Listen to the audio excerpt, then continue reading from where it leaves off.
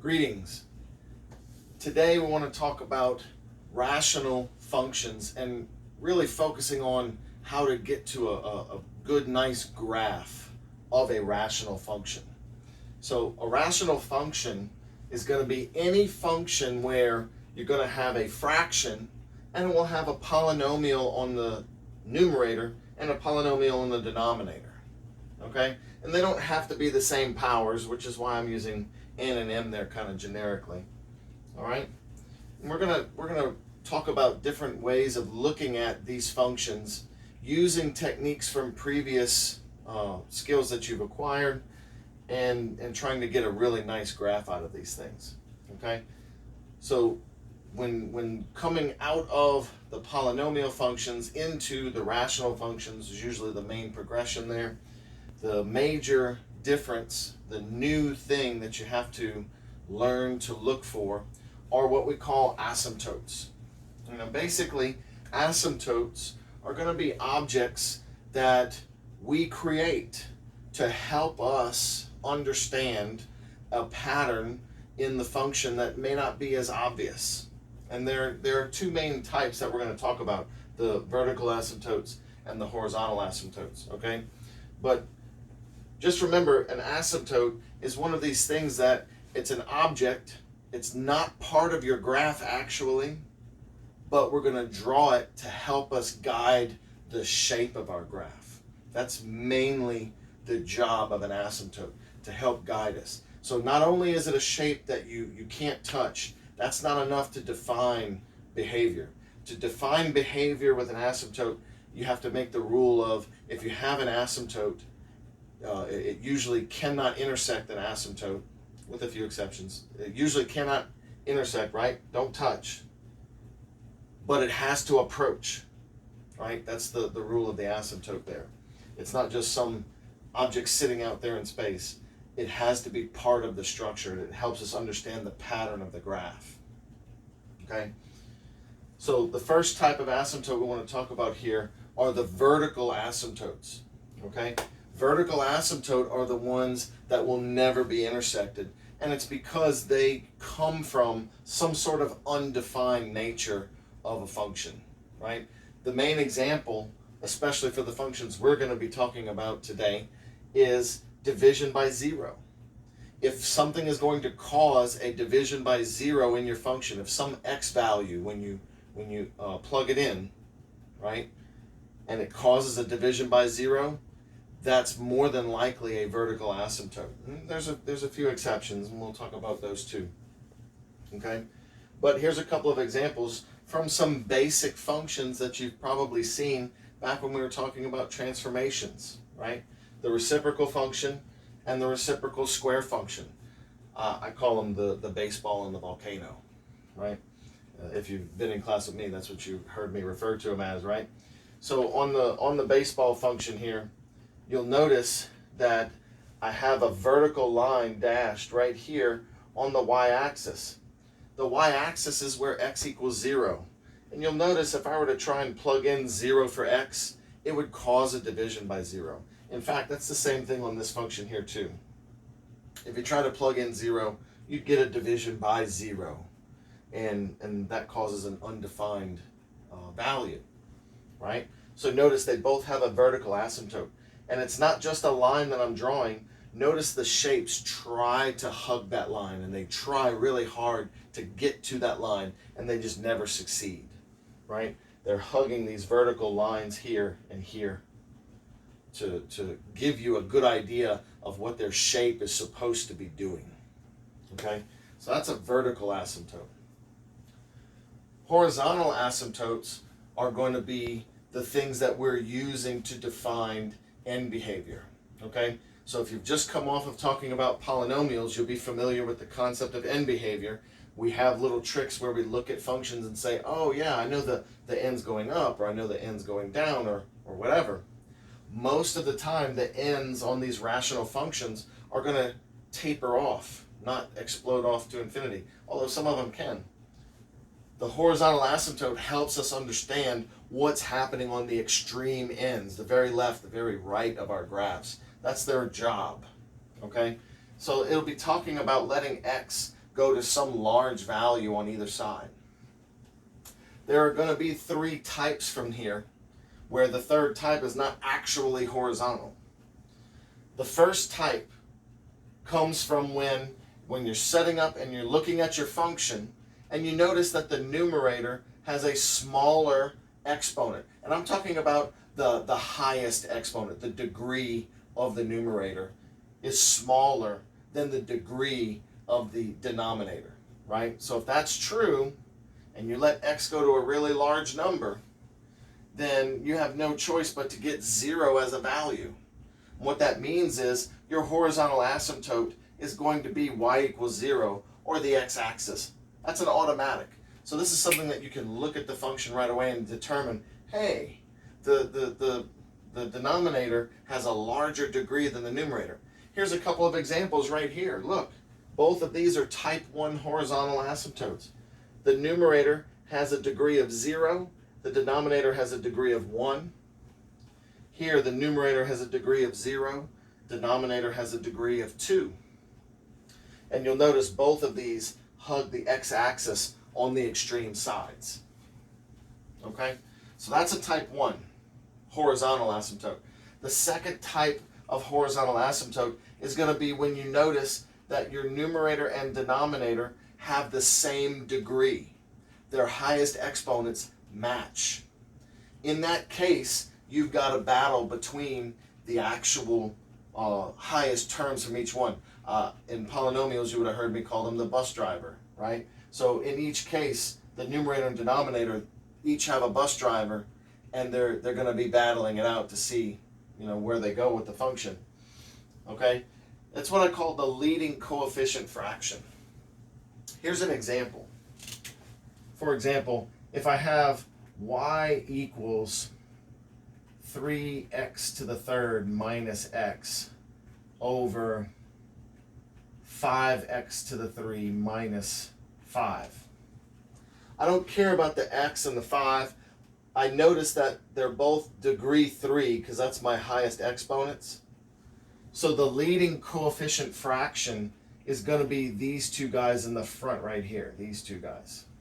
So my horizontal asymptote for this example would be y equals 3/5 for this example here. Okay? So then there's the third type. And technically this isn't a horizontal, we actually call it an oblique asymptote. And as the pattern suggests, this is what happens when your numerator has a larger degree. The highest exponent is larger on top than it is in the denominator. Okay? In that case, you actually have something where you can perform a division. If the numerator has a higher power, then that means you're basically setting up a fraction which can be performed as a division, an actual division. So whatever way you prefer to do your divisions, with the chart, long division, or synthetic division, right? One way or another, you do that division, and the non-remainder portion becomes your asymptote. Y equals that non-remainder portion, and you have an asymptote. Okay?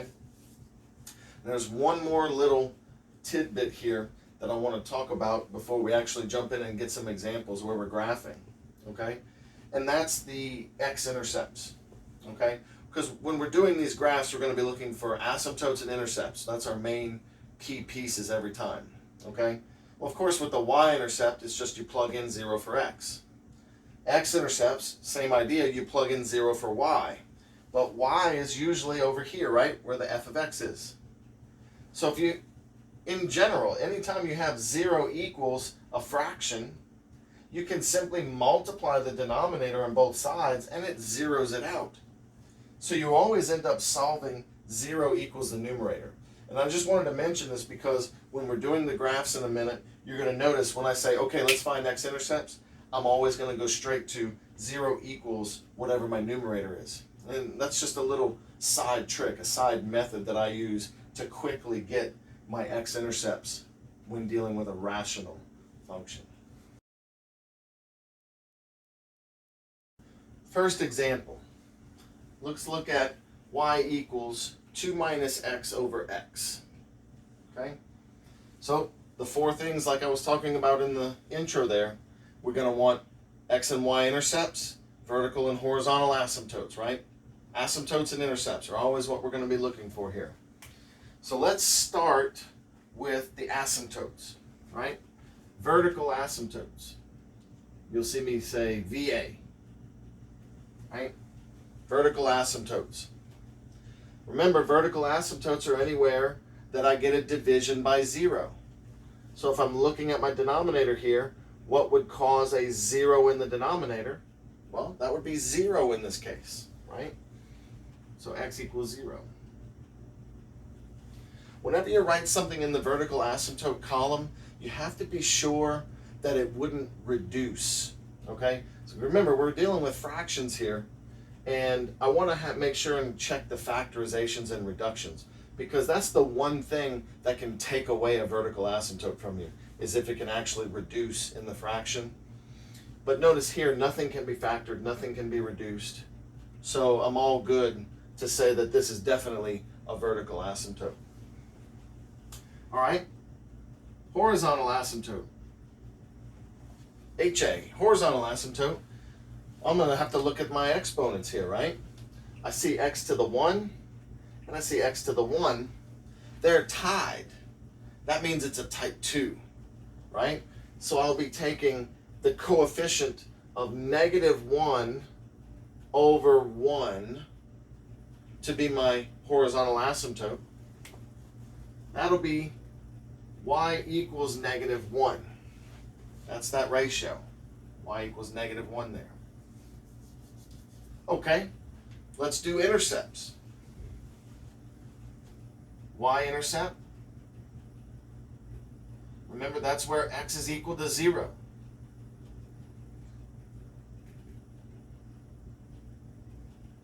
Uh-oh. We already said x couldn't be 0, right?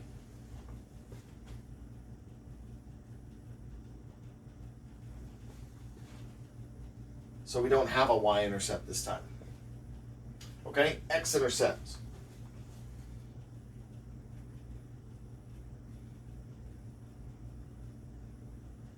All right, here's that method I was talking about at the end, right? Since it's a fraction, all I'm concerned with is where 0 equals the numerator.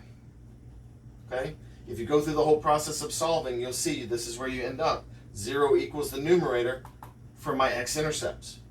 Well, notice all I have to do is add x over here, and I get x equals 2 as an x-intercept. Okay, so here's what we do. The variety in these functions is so great that there are no memorized patterns for these things. There's a few puzzle pieces that you can remember and things like that, but for the most part, what we do is we try to grab quick information, the easy to get information by visual inspection and quick solving, and we throw it on there, and I kind of see what pattern seems to jump out at me at first. And if nothing does, well, that's okay. We still have a function. If I need to, I can plug other points back in to see if I need just a little other jump start. But start with the basic for information here, and let's see what we get. So I need asymptotes, right? Horizontal asymptote at y equals -1. Okay, so that would be here.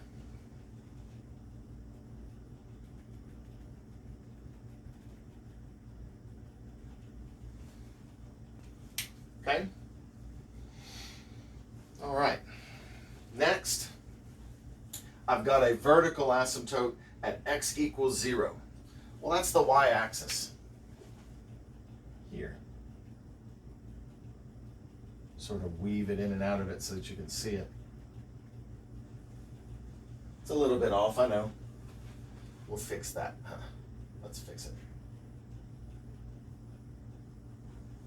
Line's crooked anyway, right? I'm only human. All right. Now I've also got an x-intercept at x equals 2.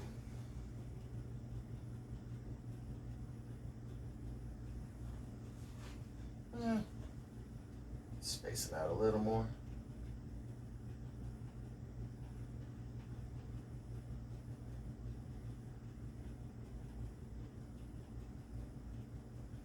like that, right? So I've got an x-intercept right here, and x equals 2. Okay, so at this point, there's one more little side thing that I want to throw at you right here. A horizontal asymptote can be soft in the middle, right? This one may not necessarily actually have what I'm talking about, but there are some times when a function can go right through a horizontal asymptote. And if you need a quick example, think about any rational function that has a horizontal asymptote on the x-axis, but also has x-intercepts, right? Now that's not this case, but just think about it. It is possible for a horizontal asymptote to have a little puncture every now and then, okay? So on the side, before you get too busy into graphing, you always want to check your horizontal asymptote.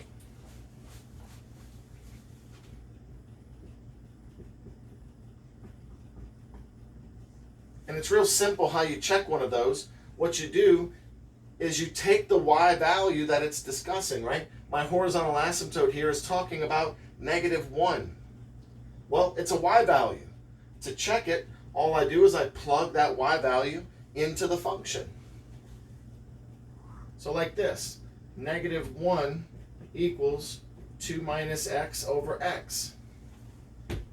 And then this becomes an equation that I can solve. If I multiply both sides by x, I get -x is equal to 2 minus x. If I add x to both sides here, then what I get is 0 equals 2. Okay? So no solution. What does that mean? It just means that my horizontal asymptote never shares any points with my function. And yeah, you do need to check that every now and then. Vertical asymptotes never intersected because they're undefined. Horizontal asymptotes, if it's type 2, you're going to end up checking it. Okay? Type 1 are already checked because they're intercepts. Okay? But if it's a type 2, like what we have here, right? The tied exponents, you're going to end up checking it. Okay? So that's all the information I'm going to bring over here for now. And when I'm looking at this and I'm thinking to myself, okay, I need to get this graph on there. I want to draw this graph. Okay? You have to remember that it's as much about what you don't see as what you do see, right? I do see the point here that it has to go through. I also see asymptotes that, according to my rule of asymptotes, must be approached, right? It has to hug the line. But also, it's important to notice, by the way, I don't see any intercepts over here. So it would not be possible for me to draw a shape up here, because it would have to go through the axis in order to approach the line from the top. Okay? That's important. That means that the piece must be down here. That's the only other option. It's either above the asymptote or below it, right here. And it's not going through the axis, so this is your only option. And then up here, right, I do see an intercept that it must go through. It never goes through the horizontal asymptote, so it's got to do it from up here. That's the only thing that fits both asymptotes and still intersects the point. So let's draw our graph now. It would hug here and here. And from up here, same way, like this.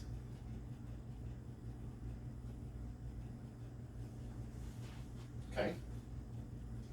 I call it the standard double hug. Top and side, right? Hug, hug, like that.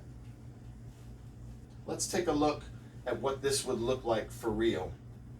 Here's the graph y equals 2 minus x over x that we were just talking about. Notice the way the curves go. And of course, the computer doesn't need assistance, but when we were graphing it, we had our asymptotes. So look, here's our two asymptotes. You can see the horizontal one really well. The vertical one's on the axis here. Okay, notice the graph really is actually hugging those lines. which is the way that we graph it. The computer doesn't need that, but it definitely helps to have that visual assistance, right? And of course, the same intercept that we saw. Next example, y equals x minus 4 over x squared minus 16. Okay, so we're going to go with the standard 4, right? We're going to get the two intercepts and the two types of asymptotes, x and y intercepts, vertical asymptote, horizontal asymptote. But also don't forget to check for factorings and reductions, right? So the first thing I notice is that this denominator can be factored, difference of squares. Okay? So let's do that.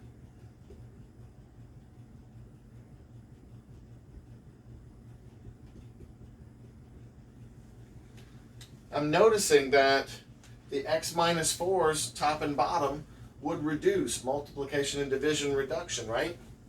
Here's the little fine line. Technically, you're not allowed to just wipe these out. The reason is because you were given a function and you cannot change the definition of a function that you are given. Okay?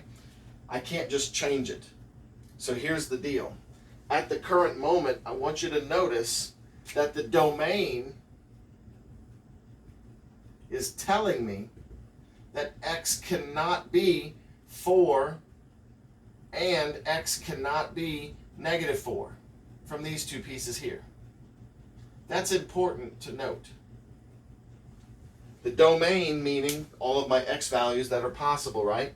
It's telling me from my original definition that both 4 and negative 4 cannot be x values. However, only one of those two exceptions is actually a vertical asymptote because the size pattern doesn't blow up to infinity when you're matching top and bottom. So here's what we do. I'm not allowed to reduce this, but I do it anyway on the side. Y equals 1 over x plus 4. That's not actually my function, but that's the thing that I'm going to graph. And then when I come back, I just need to fix the graph a little bit. Fix it to look like this. And the only thing that fixes it is that I need to cut out any domain pieces that are supposed to be left out. Okay, so, well, if it's not a vertical asymptote, how do I cut something out? Easy. You put a hole in it, right? So in this case right here, the x plus 4 still gives me a vertical asymptote. That's this right here, right? X equals negative 4 is still a vertical asymptote. But x equals 4 here is going to be a hole in my graph. And I do those last, basically. Okay? Now, let's continue. Horizontal asymptote. Let's look at the exponents, and it doesn't really matter which one you pick, the original or the factored one, right? In the original, notice x to the 1 and x to the 2, right? The top has a smaller power than the bottom. Same thing here, right? X to the 0, there's no x's up there, and x to the 1. The top has a smaller exponent than the bottom. Either way you look at it, this is the first type of horizontal asymptote, which means it's automatically the x-axis.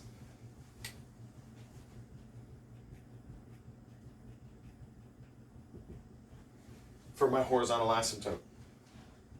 Okay, let's do intercepts. Remember, I'm actually only using this one to graph, right?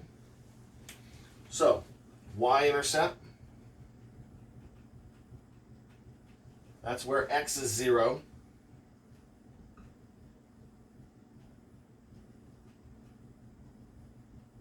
I get 1/4. X-intercept, right? That's where 0 equals the numerator.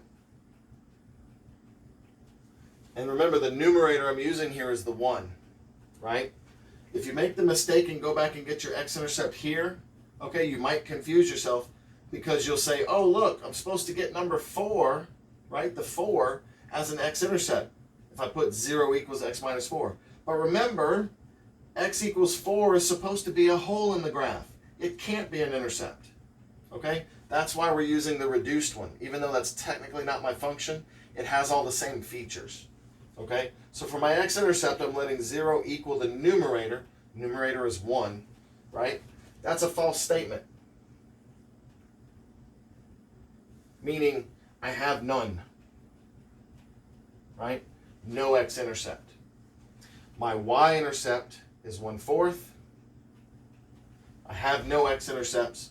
My horizontal asymptote is the x-axis, and I have a vertical asymptote at -4. So let's see.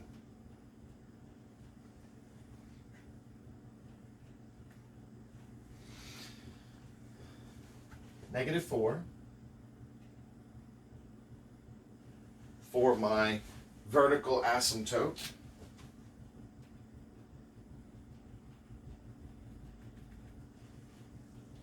X-axis is my horizontal asymptote. Try to weave it around the x-axis there for my horizontal asymptote. Why don't I have to check this horizontal asymptote like last time? Well, remember I told you type 2s are the ones you check, right? Here we have a type 1, and we already checked for breaches on the horizontal with the x-intercepts. We didn't have any this time. Okay, so I got my asymptotes up there. My y-intercept is 1/4. So if this is 1 on the y-axis, then my y-intercept being 1/4 is like right here, right? Really far down. So this will be 1, 2 there, right? -1 here, -3 here. All right. So let's look at what we have here. What shape graph that I'm going to want to draw with this thing. What shape am I going to want to draw? Let's look at what I've got. I've got this point here that it has to go through, and it has to hug this asymptote right here. It can't go through it, right? We would have found an x-intercept, and there aren't any. So it's going to have to hug this asymptote, go through the point, and hug that one. There's no other way to do it. If I try to come from this way, right, it would have to go through the x-axis. Can't do that. So on this side over here, I'm going to be doing this. It's got to go through this point. Actually, I could probably do it a little bit smoother than that. I was a little too eager there, right? A little too eager.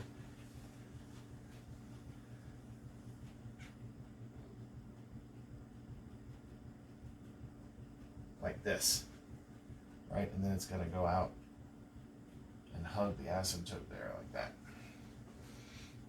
Okay? Now, over here on the left, it's either got to be above or below this asymptote and these asymptotes here. And I don't have any information, right? You might be thinking, I'm just going to guess, right? Well, you don't really want to do that, right? You want to be as accurate as possible. And I don't have any information over here.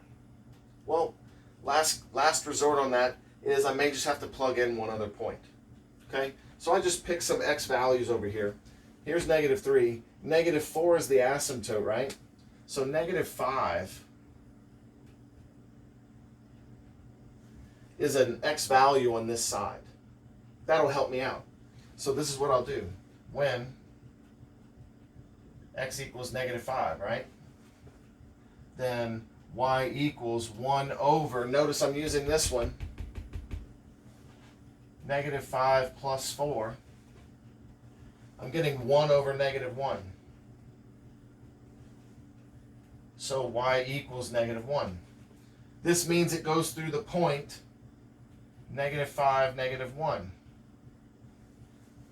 Okay. So where's -1 at? It's right here, right? Here's -1. That means I have a point right here on my graph. So I plot one point, and that's enough to fill out the whole pattern. Now I know I've got to be in the bottom region here.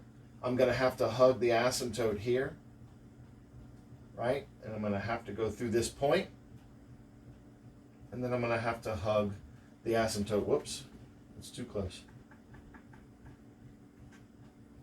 I'll have to hug the asymptote here. Okay? One step left, we got to fix it, right? The hole in the graph at x equals 4. That's way over here.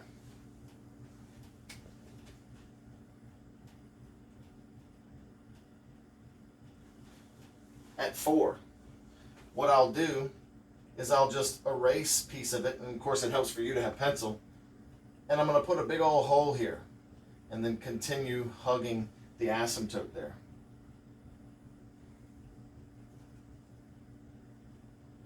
Right? It's hugging from the top. But there's a hole in the graph right here. Technically, that hole should be the size of a point, which is immeasurable. However, as humans, we like to be able to communicate, so I make the hole big enough to be visible so that you get the idea, oh yeah, there's that one value that was cut out. Okay?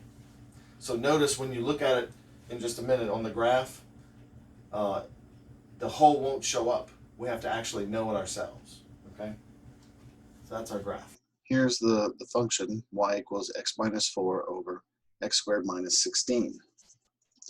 And here's our shape. And remember, the computer doesn't need the asymptotes, but we do to understand them. So here are those asymptotes, the way they fit in there, just like the ones we drew. And of course, like I said, at 4, there's actually supposed to be a hole right here at this point. But the computer doesn't know how to draw that any other way but the size of a point. So you're not actually going to be able to see it. But we're supposed to know that it's there when we communicate it to each other. All right, here we go again. I've got another function here to graph. And let's go through the main 4, right? We want to make sure also that we don't have any reductions. And we want to find both of our vertical and horizontal asymptote, and then we want to find x and y intercepts. And then noticing that it is type 2, we're going to have to check that horizontal asymptote as well, right? So let's go through this. First, factor. I notice in the top, I can factor this into x minus 4 times x plus 2.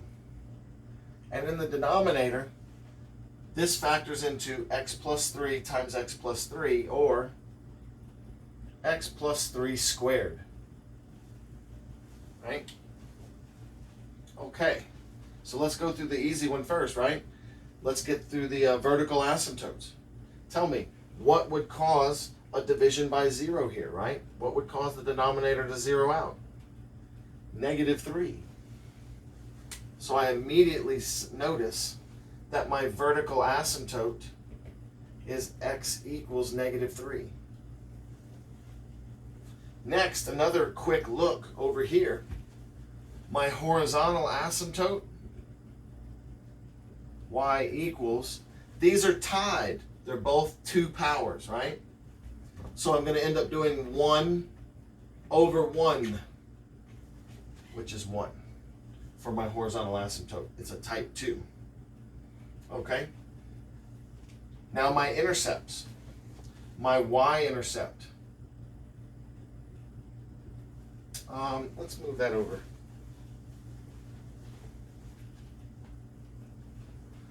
My y-intercept is where x is 0. So f of 0 here, right? If I plug 0 in here, here, here, here, those are all gone. So I'm left with -8 over 9. So there's my y-intercept, right? And then what about my x-intercepts, right? My x-intercepts are where I let my numerator equal 0.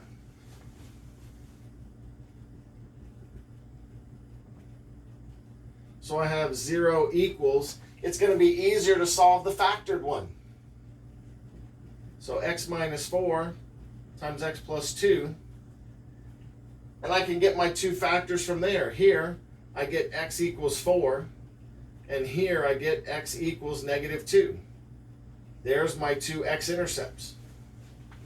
I've got two x-intercepts this time. All right? And then one last thing. Remember, if we have a type 2 horizontal asymptote, that's what this is a type 2, then I've got to check it, right? And the way that I check it is I treat it like a y value. Y equals 1 gives me a y value to plug into the function, and I'm going to solve that equation. Okay, so here we go. Check horizontal asymptote. 1 equals x squared minus 2x minus 8 over x squared plus 6x plus 9. And the way we solve this equation is I multiply both sides by this denominator, x squared plus 6x plus 9. I multiply that so that it will go away with this division. But multiplying it times 1 gives you this same thing back, right? So I've got x squared plus 6x plus 9 is equal to x squared minus 2x minus 8. Okay? Now always when you're checking horizontal asymptotes, the highest powers are supposed to match in a type 2. You'll notice that these always wipe out. If I subtract x squared from both sides, right, they're just gone. So I'm left with 6x plus 9 is equal to -2x minus 8. So if I add 2x to both sides, I'm going to get 8x. And if I subtract 9 from both sides, I'm going to get -17. And then divide by 8. So I get -17 over 8. Okay? This is a point right here on the function. -17 over 8, comma, y equals 1. And it's just a point on the function like any other point. But it's on the horizontal asymptote, somewhere in the middle of the function. Okay? That can be an important feature sometimes. So that's why we always check the type 2 horizontal asymptotes. Okay, let's graph this information now.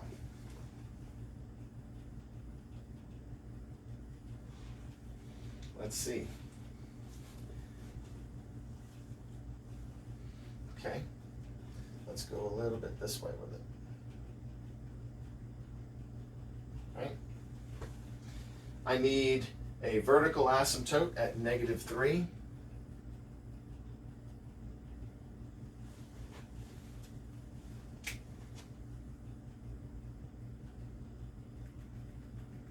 Missed. Good enough.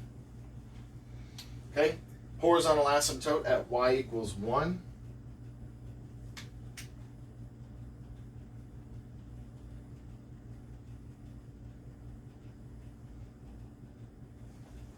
Okay. X-intercepts at 4 and -2.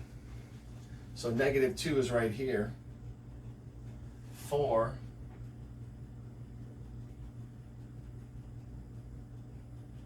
here somewhere, right? Not right here, ish.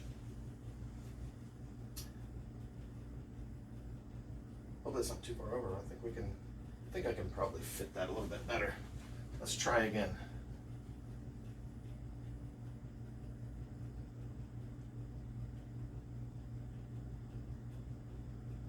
I know it's a little squished from the other side. You get the idea. Okay. And then y-intercept of -8 over 9. So if this is -1 on the y,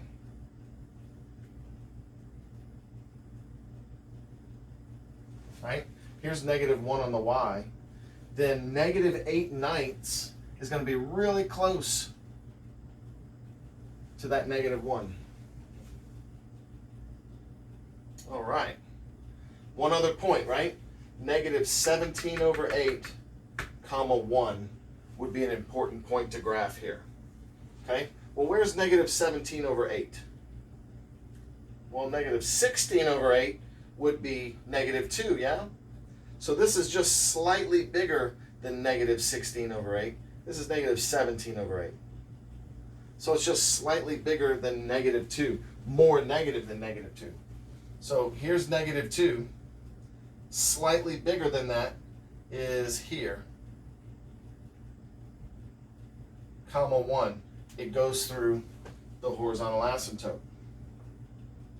Looks like we have a lot of right-sided information there. That's good for the right side. I already have enough to see a pattern for it, right? It has to hit all 4 of these points, has to. And it must approach any asymptotes that it gets close to. So in this case, I notice that the way these are curving here, right? Like this, it has to hug the asymptote up here, and then it's going to have to go through these points here, right? Like this. But it's got to turn back up again because it has to go through this. It's going to go through this point, and then it must approach the asymptote because it's on the right side. So it's going to have to hug underneath. So let's take a look. It's going to do this. It's going to come down. It's going to go through these 2 points. It's going to go through this point.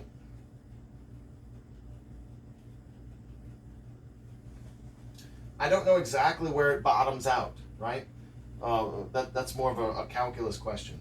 But I do know that it does have to turn. So I do that. It comes back up here, has to go through this point, and then at some, it has to turn again because it can't go through the asymptote. It has to hug it, right? So it's going to turn and just start matching the asymptote there.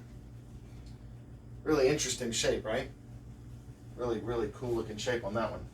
Okay, but what about the left-hand side, right? I got to do the side over here. Well, again, what don't you see, right? I don't see any x-intercepts, and it must try to hug both of these asymptotes. So if I were to come from this way, it would have to go through the axis. That's a no-go. I've only got one choice left. It has to be up here and do this way. So it's got to do this. And hug from the top right there like that. Also, here's a little side note. Do you remember this vertical asymptote came from a squared, right? And do you see the volcano shape? Right? Not a coincidence. Same thing as that volcano at the very beginning came from an x squared. You should expect that kind of thing when you have denominator components, factors that are squared like that. You'll get volcano shapes out of those. Okay?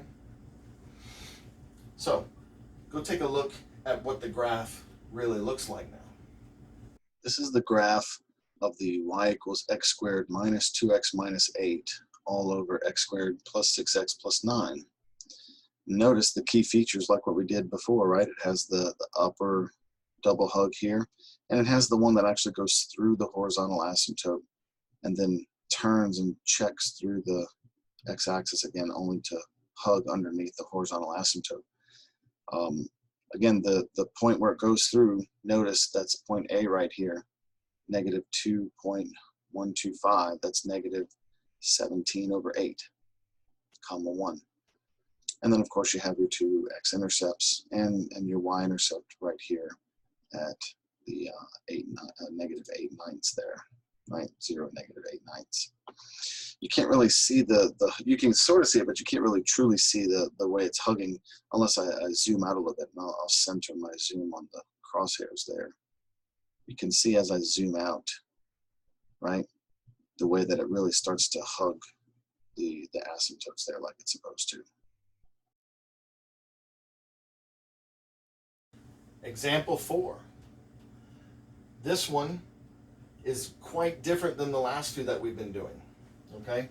The first thing that you notice when you approach this is the x squared plus 4, and you're tempted to try and factor it. Wait a minute. That's a sum of squares. We can't factor sum of squares, right? That's not factorable. The denominator has to stay in its form. The numerator is just x. It's not going anywhere either. So that's completely simplified and factored. Can't do anything with any of those. Okay? So let's go through and find our different things. Let's do the easy parts first. Right? Horizontal asymptote is going to be y equals 0, or the x-axis. Because it's a type 1. The top exponent is smaller than the bottom exponent. It's a type 1. Vertical asymptote. None. Let's prove that. Where is the denominator equal to 0? If I subtract 4 and take a square root of both sides, right, I get an imaginary number, plus or minus 2i, right? So no vertical asymptotes there because of the fact that when I solve for x, it's imaginary. Also, you can plainly see there's no number I could plug in that would zero this out, right? No real number. Okay, intercepts. Let's do y-intercept. That's going to be y equals 0 over 0 squared plus 4. 0 divided by 4 basically is 0. And x-intercept.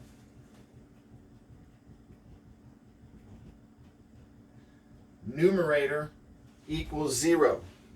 I'm getting x equals 0 because that's my numerator. Well, that makes sense, right? You're getting the 0.00 there. Okay.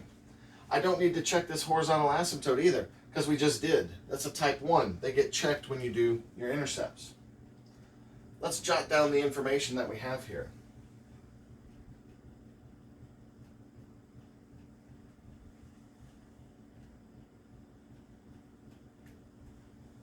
I know it goes through 0, 0, right? The origin.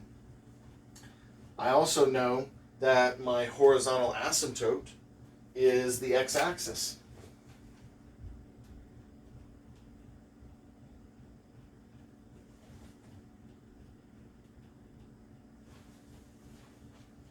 Right? There's my horizontal asymptote. I don't have a vertical asymptote beyond that, and I don't have any other points because that counted for both of my intercepts there. That's not much information to go on, is it? So we may need to plug in a few other points here, right? I do know, however, that when it gets to the ends, it has to approach this from either the top or the bottom here. And then the same thing over here. It has to approach this asymptote from the top or the bottom. So something happens over here, right? It goes through this point, this way, whatever. And then it has to hug these lines here. Let's plug in a couple of points and see. Over here on this side, let's let x equal -2. So I'll get y equals -2 over 4 plus 4, basically, right? Because -2 squared is 4. So I'm getting -2 over 8, which is -1/4. And I don't care about the 1/4 so much as I do the negative. I'm noticing that if I'm in the -2 region somewhere over here, then I've got to be -1/4. So it's going to be something, like right here-ish. It's in that bottom quadrant. Oh, what about over here? If I let x be, something like 3 over on this side, then y is going to equal 3 over 9 plus 4, right? 3 over 13. So my y value is 3 over 13. But again, I don't care so much about the fraction 3/13 as I do the fact that this is positive, right? That's key. So when x is in this positive region over here, it's going to be positive, something up over here. Okay? So here's what this shape actually looks like. from on this side right here, it hugs from underneath. And then at some point it turns. Let me get a little closer here. At some point it starts to go down just a little bit, like it's loading up. And then it shoots up through that intercept. So it goes down a little bit and then flies up through this intercept here, the 0, 0 point that we found. Like so. Goes up through it, and then it's got to say, oh no, wait a minute, I got to go back and hit this other asymptote. So he comes back down, right? Goes through these other points over here, and then just hugs the asymptote from the top like that. Okay? So a pretty simplistic shape, but it's a pretty straightforward function. It's not too many moving pieces there. Okay? How high or low those the hills go here is, how many points do you want to plug in, and then the actual peaks you can find in using some calculus methods. Okay. Take a look what it really looks like. So here we have, whoops, didn't mean to do that.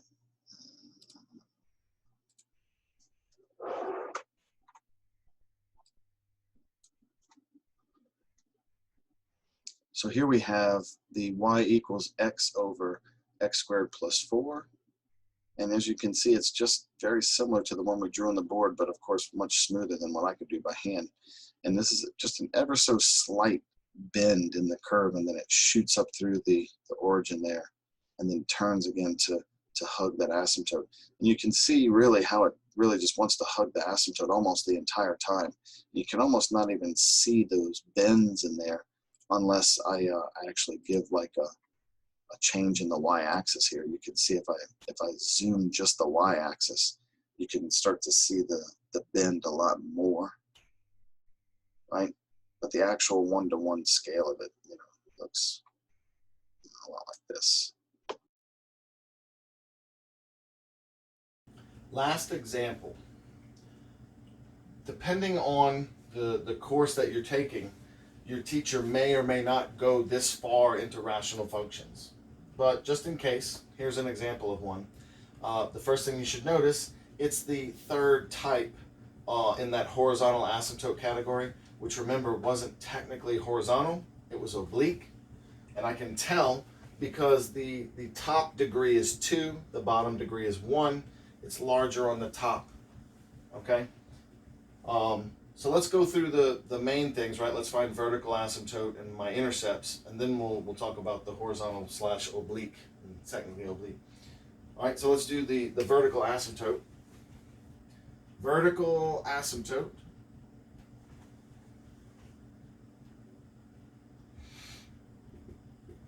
is x equals 4, right? Now remember, we do have to double check by factoring. I can factor this numerator into x minus 2, x minus 1, and then the bottom is still x minus 4.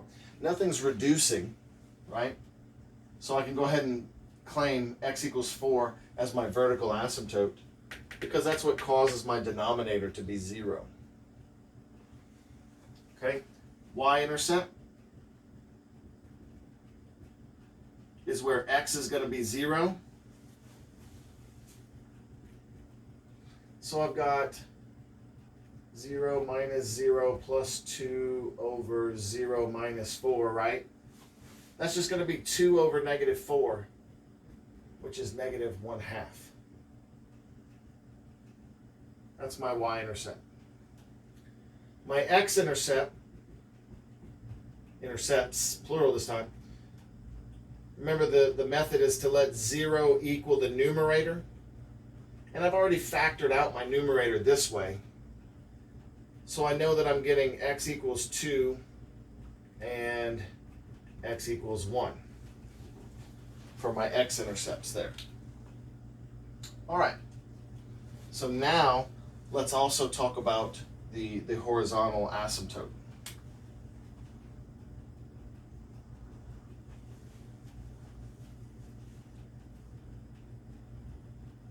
The oblique asymptote, in this case, comes from doing this division.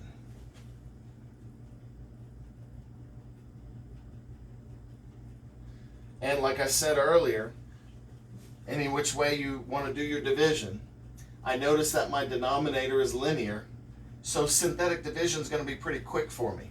That's what I'm going to do. I put 4 in the box, right? And then my coefficients are 1, -3, +2. Put my 0, draw my line. And let's do the synthetic division, right? Add, multiply, add, multiply, add. So what I'm getting here is y equals x plus 1, right? That's this. And then the remainder, 6 over x minus 4, the original divisor. Okay? So where's the oblique asymptote? Okay, if you remember from the notes earlier, the oblique asymptote is the non-remainder portion. It's this piece. This is my oblique asymptote here. Y equals x plus 1. And that's because for the horizontal and oblique asymptotes, what I'm doing is I'm letting x become very large. So if x becomes very large, this fraction zeroes out. Right? And that always happens with the remainder portion. So I'm left with just the non-remainder portion. And that's going to be my asymptote. Where I'm going to graph, it's not a horizontal line anymore, right? Notice it's y equals an mx plus b format. Okay? Side note, oblique asymptotes don't have to be lines. This one is, and most of them you encounter will be. But remember, from these kind of divisions, you can have any size polynomial. So oblique asymptotes can actually be things other than lines. Okay? Let's graph this one.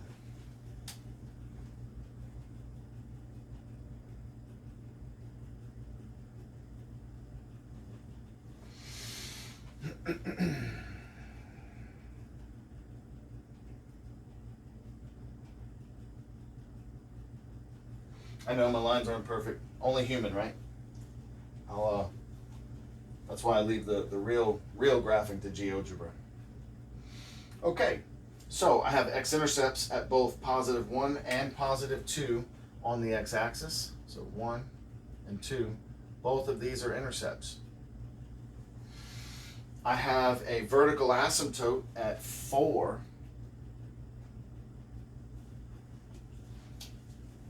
So that's here.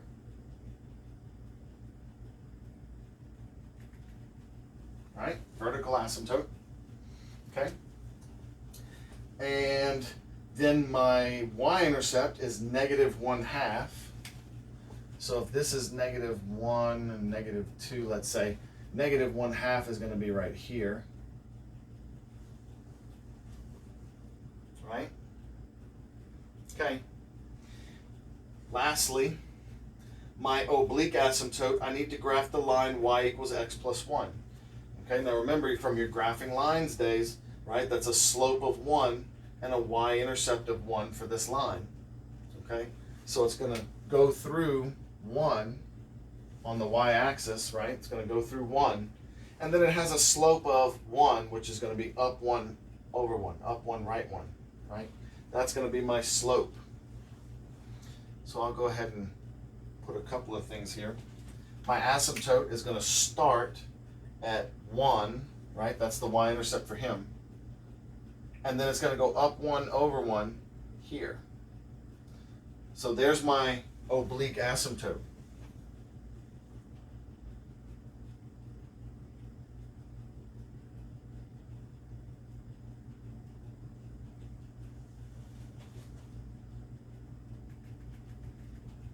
Like this. Slanted line this time. Okay. I have to go through these 3 points, and I have to hug both lines when approached. The only thing on the left-hand side that will fit that is if I come from underneath here and go through these 3 points, right? But in a turning fashion. I have to go up through this point and then turn and then come back through, so I can go through this point here and hug the line on the other side. So it's going to do this. It's going to hug here until it peels off, right? And it's going to go through these points here and here just barely, and then it's going to come back down and hug this way, like this, right? It's actually going to get a little closer than that, like that. Okay. Now what about the right side? Yeah? Okay, well, if it's on the right side, I would have to hug this line and this line like this, right? But I don't see any x-intercepts over here. So it can't do it in that fashion that I was just waving. It can't do this, right? It can't hug from here because it would have to go through the axis, okay? So I'm not gonna be on this underside. Instead, on the right side, I'll have to be up top. That's the only piece that will fit the given information. Or if you're not sure, you know, take a point like 5 or 6 and plug it in. You'll notice you get something really large. And what's going to happen is it's going to hug the asymptote up top up here like this, and it's going to curve like this and hug this other side over here. Okay? The actual name for the shape that we're graphing here is a hyperbola. It does have these two alternating pieces like this. And actually, this curve right here should be a lot higher up. I didn't give myself enough room on the graph here, but you get the idea. It'll have this top half here along with this bottom half, and it'll be symmetric through this center point, right? The distance here and here will be equal, okay? So, go take a look at what the graph really looks like now, and I hope this has helped you in learning about graphing rational functions and finding asymptotes. So here's our y equals x squared minus 3x plus 2 over x minus 4. And the first thing that you're going to notice when I turn this on here is that only one piece of it fits on the screen here. You can notice that there's my two x-intercepts, right, like we had before. And then, of course, my y-intercept at the -1/2 point there. Let's go ahead and put in the asymptotes. X equals 4, you can see this is definitely starting to hug that, but you almost can't tell exactly yet. You can, but you can't be 100%. And then here's the oblique asymptote here, right? You can see that it does want to hug in between them, but you're not totally getting the whole pattern. And what it is I'm going to have to just zoom out here because the numbers just got large for you to see here, right? And as I zoom out more and more, it'll get closer to where you can see here's the center point, and the other piece will become visible the further out I go. It's just really a lot larger numbers than what I had on the board to begin with. But you can see that this is like a center point here of the whole graph. And the farther out I zoom, you can see how the two pieces do actually obey the oblique and the vertical asymptotes there.